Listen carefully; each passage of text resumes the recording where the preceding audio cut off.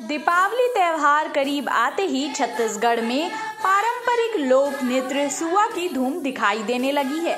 छत्तीसगढ़ में दशहरा के 5 दिन बाद से ही सुआ नृत्य शुरू हो जाते हैं। शुक्रवार को महासमुंद ग्राम साकरा से सुआ के साथ गौरी गौरा का श्रृंगार लेकर आदिवासी महिलाएं राजधानी रायपुर के रामसागर पारा पहुंची।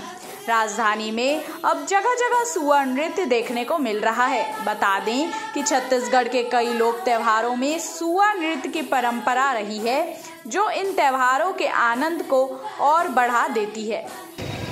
5 दिन दशहरा चले जाते हैं, उनके बाद में हम दिवाली के लिए मनाए जाते हैं। गौरी गौरा के लिए उनका पोशाक, उनका श्रृंगार, उनका बाजा गाजा, इसीलिए उनका मान करते हैं हम लोग।